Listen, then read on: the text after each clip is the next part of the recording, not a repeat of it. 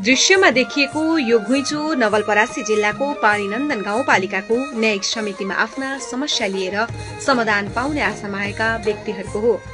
अड्डा अदालत र प्रहरी प्रशासनको भन्दा आफ्नै गाउँको न्यायिक समितिमा न्याय पाइन्छ कि भन्ने आशमा स्थानीयहरू पालिकामा आएका हुन्। पालीनन्दन गाउँपालिकाको न्यायिक समिति अन्य पालिकाको भन्दा फरक छ। यहाँको न्यायिक समितिको नेतृत्व फातुमा खातुन अन्सारीले सम्हालेपछि यहाँका गाउँलेहरूको दुःख, पीडा र अन्यायको सम्बोधन पालिकाको न्यायिक समितिबाट नै हुने गरेको छ। यसो त देशैभरका 753 पालिकामा भएका सबै न्यायिक समितिको काम नै त्यही हो। तर पालीनन्दनमा जोशिलो युवा फातुमाको सक्रियताले साँच्चीकै उदाहरणीय कार्यहरू भएको देख्न सकिन्छ। पश्चिम नवलपरासी जिल्लाको दक्षिणी भेगमा पर्ने पालीनन्दन गाउँपालिकामा रहेको न्यायिक समितिको संयन्त्रको क्रियाशीलता अन्य पालिकाको लागि पनि अनुकरणीय रहेको छ। 6 वटा वडामा फैलिएको यो गाउँपालिकामा 42 वटा गाउँ छन्। हरेक गाउँको गल्लीभित्र कतै आर्थिक ठगी छ, कतै सार्वजनिक बाटो रोकिएको छ, कतै घरियासी विवादले उग्र रूप लिएको छ। यस्ता समस्या लिएर गाउँलेहरू पहिले प्रहरी चौकी वा अदालत पुग्नु पर्ने हुन्थ्यो, तर आजभोलि त्यस्तो छैन। उनीहरू सिधै पालिकाको न्यायिक समितिको ढोका ढकढकाउन थालिसकेका छन्। गाउँपालिकाको उपाध्यक्ष फातुमा न्यायिक समितिको संयोजकको रूपमा जिम्मेवारी सम्हाल्दै आएकी छिन्। उनीसँगै अनामिका हरिजन र छोटेलाल पासवान समितिका सदस्य छन्। तीनै जनाले एकजुट भएर गाउँका झैझगडा, आर्थिक ठगी, पारिवारिक समस्या, सम्पत्ति विवाद लगायत न्यायिक समितिका कार्यक्षेत्रभित्र पर्ने मुद्दा सुनवाई र छलफल गराउँदै र गर्दै आएका छन्। संविधानले दिएको अधिकारलाई प्रयोग गरी जनतालाई सहज हुने गरी विन विन सिचुएसनमा न्यायिक समितिले काम गरिरहेको संयोजक फातुमाले बताइन्। हामीले हेर्न पर्ने भने सबभन्दा बढी चाहिँ हाम्रो यो न्यायिक समितिमा अहिलेसम्म उजुरी परेको, यहाँ चाहिँ मुद्दा दर्ता भएको सबभन्दा बढी मुद्दा आउने भनेको हाम्रो चाहिँ जग्गाको रहेछ। जग्गाको कस्तो छ भने तपाईँको आफ्नो भन्नाले दाइ भाइमा, आमा बुवामा कुराकानी नमिलिसकेपछि चाहिँ अब चाहिँ के गर्न पर्यो भनेर पहिला चाहिँ सहमतिमा गएको हुनुहुन्छ। अनि सहमतिमा गइसकेपछि भोलिको दिनमा घर बनाउन जाँदाखेरि या कुनै व्यापार गर्न जाँदाखेरि चाहिँ त्यो नमिलेपछि चाहिँ के हुन्छ भने विवाद हुन्छ। र विवाद भइसकेपछि चाहिँ अब के गर्ने, पहिला चाहिँ अब अदालतको प्रक्रिया थियो, अदालतमा जाने। तर न्यायिक समिति आइसकेपछि धेरै कुराहरूको सहयोग छ यहाँ। र सहयोग मात्रै होइन कि सजिलो पनि छ र कम खर्चिलो पनि छ। अब कुनै पनि एउटा साधारण एकजना व्यक्तिले अदालतमा गएर एउटा चाहिँ घर जग्गाको चाहिँ उसले मुद्दा दर्ता गरिरहेछ भने उसको सबभन्दा पहिला त यहाँ पालीनन्दन गाउँपालिका, यहाँ चाहिँ हाम्रो गाउँपालिकाबाट परासी जान पर्यो भने उसको 100-200 दिनको चाहिँ भाडा लाग्छ। र भाडा लागिसकेपछि चाहिँ खाजा खर्च हुन्छ। खाजा खर्च हुनुभन्दा पनि र भाडा यातायात हुनुभन्दा पनि उसको चाहिँ समय चाहिँ व्यस्त जान्छ। दिनभरिको त्यहाँ समय गयो। र यहाँ चाहिँ हाम्रो कस्तो छ भनेपछि अब आएर मुद्दा दर्ता गर्यो, यहाँबाट हामीले चाहिँ पत्र पठाउँछौँ, आएर प्रति उत्तर लगाउँछन्। र एकचोटिमा मानेनन् भने 2 चोटि हामीले पत्र पठाउँछौँ, 2 चोटिमा मानेनन् भने तेस्रो चोटि हुन्छ। र मान्नै पनि पर्यो, सानै भइसकेपछि उहाँहरूले पनि गर्न पर्यो। अनि त्यो चाहिँ कम खर्चिलो छ र सजिलो पनि छ। सेवाग्राहीहरूले आफै पनि भन्नुहुन्छ र त्यसको चाहिँ एकदम धेरै फाइदा पनि लिनुभएको छ उहाँहरूले। उक्त न्यायिक समितिमा आर्थिक ठगीमा परेकाहरू पनि आउने गर्छन्। कार्यक्षेत्र नभए तापनि स्थानीय सरकारको हिसाबले र न्यायिक समितिको भरोसाको कारण त्यस्ता मुद्दा मामिलाहरूलाई पनि सहजीकरण गर्ने गरिएको छ। त्यस्तै मध्येकी एक हुन् रगरगञ्ज वडा नम्बर 6 की प्रमिला कहाँ आफ्नो छिमेकीसँग ठगिएकी थिइन्। उनले 1,60,000 रुपियाँ ऋण छिमेकीलाई दिएकी थिइन्। तर त्यो पैसा फिर्ता माग्दा छिमेकी उल्टे उनको खेतको गहुँ समेत काटेर लगेपछि उनले यति बेला न्यायिक समितिमा न्याय माग्न पुगेकी छिन्। पैसा ले रहना मतलब रगरगंज के चिनक चमार मतलब दहले रही उनके पैसा तब उ का कहना रुकाना कि मतलब हमार पैसा मन हम नहीं दे पाई थी हई का कहना रे ब्याज कह के आ खेत हमार 6 कट्ठा वाला लगाओ तो हम लगावे लगल यहाँ खे बस गेहूँ लोगन काट के धैल में तो हमके पैसा दे दें लोगन हम अपने रहे हो जाए 1,60,000 कतना लोन पैसा नहीं दे गेहूँ भी काट के धैल ना लोन पैसों नहीं देना लोगन तो हमके पैसा चाहिए हमारे पैसा दे दें लोगन अपने रहे हो जाए। त्यस्तै लङ्डी पाकडका घनश्याम कहाँको बाटो सम्बन्धी समस्या पनि न्यायिक समितिमा पुगेको छ। उनको घर अगाडि नक्सामा स्पष्ट देखिएको गाउँ ब्लकको सड़क एक व्यक्तिले कानून विपरीत ब्लक गरिदिएको छ। सड़कको नक्सा छ, प्रमाण छ, तर जबरजस्ती बाटो रोकिएको छ। समितिमा उजुरी दिएपछि केही सुनवाई हुन्छ कि भन्ने आश बोकेर न्यायिक समितिमा आएको उनले बताए। समस्या यह बा कि गाँव वालक से नापी गईल बा, नक्शा में राय हमन के मिलल बा, राय हमन के मुना गईल बा। यही राय करते हम परेशान बानी, हमन के घर में से निकले के राह नहीं बा। एक नाते सरकार के घर में गाँव पालिका में आयल बानी और समस्या तो बा समस्या कोनो बार न हमन के राह बड़ी भारी समस्या बा। घनश्याम र प्रमिला जस्तै अन्य स्थानीयहरू पनि धेरै छन् जो न्यायिक समितिमा आइरहन्छन्, जसको कारण न्यायिक समितिमा आउने मुद्दा र त्यसको फर्च्युटको आँकडा उत्साहजनक देखिन्छ। आर्थिक वर्ष 2079-80 मा दफा 47 को 1 अन्तर्गत 21 मुद्दा दर्ता भएका थिए, जसमा 17वटा मुद्दा फर्च्युट भए भने 2वटा बाँकी रहे। दफा 47(2) अन्तर्गत 41 मुद्दा दर्ता भएका थिए, जसमा 33वटा फर्च्युट र 8 बाँकी थिए। त्यस्तै आर्थिक वर्ष 2080-81 मा दफा 47(1) अन्तर्गत 25 मुद्दा दर्ता भएका थिए, जसमा 15वटा फर्च्युट र 6 बाँकी थिए। दफा 47(2) मा 79 मुद्दा दर्ता थिए, तीमध्ये 48 फर्च्युट र 31 बाँकी रहेका थिए।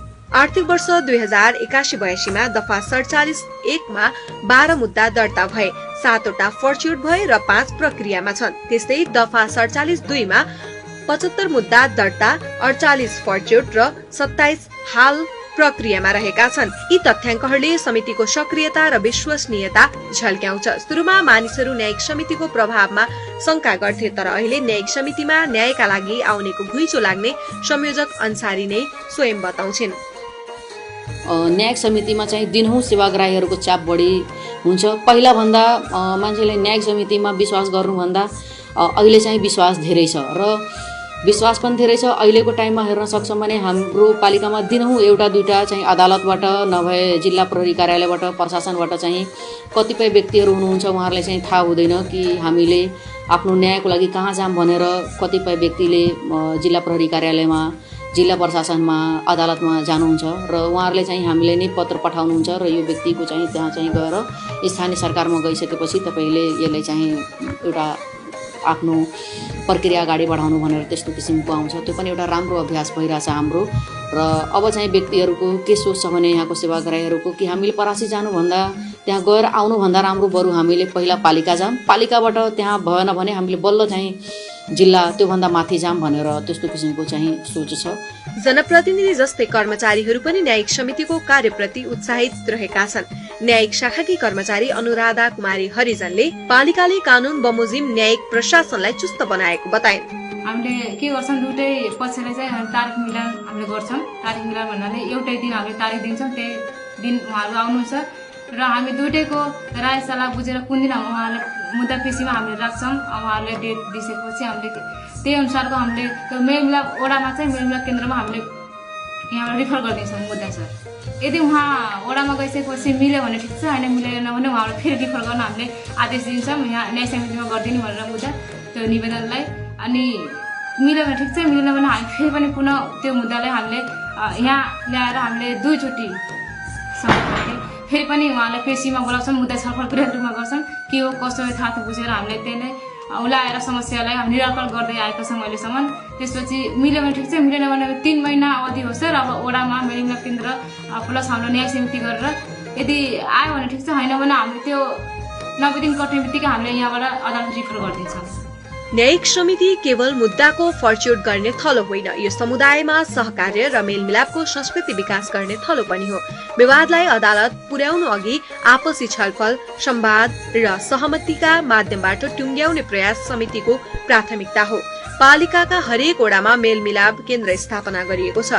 ती केन्द्रमा रहेका मेलमिलापकर्ताहरूलाई आवश्यक कानूनी र व्यवहारिक तालिम समेत प्रदान गर्ने गरिन्छ, जसले उनीहरूलाई सक्षम बनाएको छ। सुरुका दिनहरूमा कानून सम्बन्धी ज्ञानको अभाव, कानूनी व्याख्या गर्न सक्ने व्यक्ति नहुनु र जटिल मुद्दा बुझ्न कठिनाई हुने समस्याले समिति प्रभावकारी बन्न सक्दैन कि भन्ने चिन्ता थियो। तर कानूनी सल्लाहकारको व्यवस्था भएपछि यस्ता जटिलता चिर्न सफल भएको संयोजक फातुमा बताउँछिन्। साथै विगतदेखि नै न्यायिक समितिले विद्यार्थीहरूलाई लक्षित गरी कानूनी चेतनामूलक कार्यक्रम गर्दै आएको, जनचेतना पनि बढेको विश्वास लिइन्छ।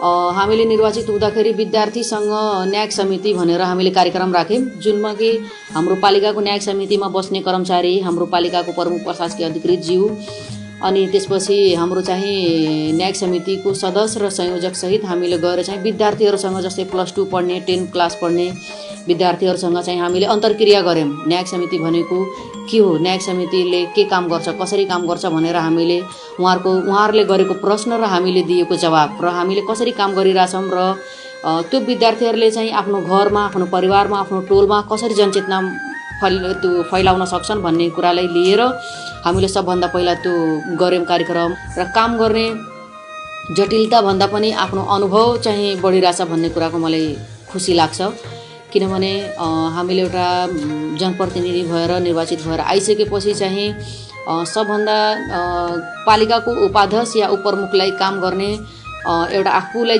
चिनाउने र आफ्नो क्षेत्रलाई चिनाउने भनेको सबभन्दा ठुलो भूमिका भनेको न्यायिक समिति रहेछ। र न्यायिक समितिमा कस्तो छ भने एउटा पालिकामा मात्रै बसेर होइन कि हामीले फिल्डमा पनि गएर, वडामा गएर, त्यसपछि हामीले ग्रासरुटमा नै जुन त्यो समस्या जहाँ हुन्छ भने त्यहीँ हाम्रो सदस्यजीहरू हुनुभयो, कर्मचारी हुनुभयो, हामी सबै टिम त्यहाँ पुगेर के सत्य तथ्य हो, कसरी यसलाई हामीले निराकरण गर्न सक्छौँ, हामीले त्यो अनुसार चाहिँ काम गर्छौँ। अनुभवी सदस्यहरूको उपस्थितिले जहाँ समस्या त्यहाँ समाधान भन्ने भावना जगाएको छ। समिति सदस्य अनामिका हरिजनले न्यायिक समितिलाई चुस्त दुरुस्त बनाउन संयोजकसँग हातमा हात, काँधमा काँध लिएर अघि बढिरहेको बताइन्। हाम्रो न्यायिक समितिमा हाम्रो सकिना म्याडमले धेरै सहयोग गर्नुहुन्छ। उहाँको काम पनि बढी छ। विश्वास गर्नुहुन्छ कि हाम्रो सदस्य 2 जना नराम्रो केही गर्नुहुन्न। जति मुद्दा आयो भने हामीलाई यथावत एकदम जिम्मेवारी दिएर सहयोग गर्नुहुन्छ। जुनसुकै विषयवस्तु छ त्यसमा यदि कुनै पनि सल्लाह सुझाव हामी सदस्य 2 जना दिए मध्ये यदि उहाँले कहिले पनि त्यो मिना नगर्ने, मान्ने, उहाँको धेरै सहयोग छ। हाम्रो उपाध्यक्ष म्याडमले जति हामी काम गर्छौँ उहाँले सहयोग गर्नुहुन्छ। त्यसै कारणले हामी पाली नन्दन सबभन्दा स्थानीय सरकार जुन 7वटा पालिका छ हाम्रो जिल्ला अन्तर्गत सब ठाउँबाट लेखाइ अनि काम कर्तव्य अधिकार जति जन छ त्यो एकदम प्रष्ट छ। छोटेलाल पासवानको अनुभवमा गाउँमा सबैभन्दा बढी विवाद जग्गा सम्बन्धी हुने गरेको देखिएको छ। कति व्यक्तिले प्रमाण नभएका जग्गामा अधिकार जमाउन खोज्दा विवाद चर्किने गरेको बताउँछन्। त्यसरी चर्किएका विषयहरूलाई पनि न्यायिक समितिले सक्दो प्रयासमा रहेर समाधान गर्दै आएको छ। हामी 2टा र मिलेर संयोजक सर हुनुहुन्छ, हाम्रो उपाध्यक्ष, त्यहाँ गएर घरमा त्यहाँ बसेर त्यहाँलाई मिलाएर बसाएर फकाएर दुईटैलाई बसाएर दुईटै पक्षलाई त्यहाँ बुझाउँछन्, सम्झाउँछन्, अरू त्यहाँलाई चित्त बुझाउँछन्। चित्त बुझेपछि मान्छन्, नचित्त बुझे नमान्ने, हामी कसरी नबुझे हुनुहुन्छ। तर फेरि हामी दुईटै मिलेर त्यहाँ यहाँ बोलाउँछन्, अफिसमा बोलाएर दुईटैलाई चित्त बुझाउँछन्। पालीनन्दन गाउँपालिकाको न्यायिक समिति केवल कानूनी संयन्त्र होइन, यो गाउँ स्तरमा न्यायको अभ्यास, सहभागिता र समाजको रूपान्तरण गर्ने आधार बन्न थालेको छ। संविधानले नै व्यवस्था गरे अनुसार पालिकाको उपाध्यक्षको नेतृत्वमा रहेको न्यायिक समितिले कानून अनुसार विभिन्न विवाद समाधान गर्दै आएको छ। स्थानीय तहमा विवाद समाधान गर्ने वैकल्पिक न्यायिक संरचना हो न्यायिक समिति। नेपालको संविधान, स्थानीय सरकार सञ्चालन ऐन 2074 र फौजदारी तथा देवानी कार्यविधि संहितामा उल्लेखित व्यवस्था अनुसार न्यायिक समितिलाई स्थानीय तहमा कानूनी विवाद समाधानको अधिकार दिइएको छ। न्यायिक समितिको उद्देश्य सहज, छिटो, पहुँचयोग्य र मेलमिलापमा आधारित न्याय सेवा प्रदान गर्नु हो। यो समितिले स्थानीय तहभित्र सानातिना झगडा, सम्पत्ति सम्बन्धी विवाद, पारिवारिक किचलो, आर्थिक लेनदेन, कुटपिट, अपशब्द, सार्वजनिक बाटो र सिमाना विवाद, घरयासी हिंसा जस्ता मुद्दा हल गर्न सक्ने अधिकार राख्दछ। सोही अधिकारलाई पालीनन्दन गाउँपालिकाको न्यायिक समितिले व्यवस्थित ढंगमा अघि बढाएको छ। उक्त पालिकामा बेलासपुर, रामपुरवा, सनही, हरपुर, कुस्मा, पाल्ही, गेरमे गाउँ मुख्य बस्तीहरू रहेका छन्। ती सबै बस्तीका बासिन्दा न्याय पाउन बेलासपुरमा रहेको पालिकाको भवनको न्यायिक समितिमा आउने गर्छन्। त्यहाँ उनीहरूलाई न्याय पाउन सहजता हुने गरेको छ। म यो जग्गा संयुक्तमा थियो, पुर्खा पुरानेदेखि चला आउँदै थियो। यो छुट्याउनको लागि म गाउँपालिकामा त्यति निवेदन हालेको। म यति अदालतमा जाँदाखेरि या कर कार्यालयमा अर्को ठाउँमा गएर यो कागजपत्र लिखाएर मुद्दा गर्दाखेरि धेरै पैसा खर्च लाग्थ्यो र यताउता झगडा झुटी हुन्थ्यो, धेरै बवाल हुन्थ्यो। त्यसैले गाउँपालिकामा यति यस्तो निवेदन हाल्दाखेरि पैसा नलागेर राम्रोसँग छलफल भएर आफ्नो आफ्नो हक सबैले पायो के। जमीन त चित्त मन के बुझ गई, मिल के अपन फरियाद नहीं लो, नहीं रहता ना घरे। इतना दिन पर जे फरियाद तो यही काली आइल बाना। इस समय न्याय समिति मन हमन के फरियाद ना लो, ठीक फरियाद ना लो, खुश बानी सबको नमस्कार बा। बड़े दिन से मन के परेशान रहनी लो, अदालत गलत से तो बहुत पैसा लगल, तो मन के यही में मिल के फरियाद देनी। पालिकाका जनप्रतिनिधिहरू र कर्मचारीहरूले गर्ने व्यवहार पनि सौहार्दपूर्ण देखिन्छ।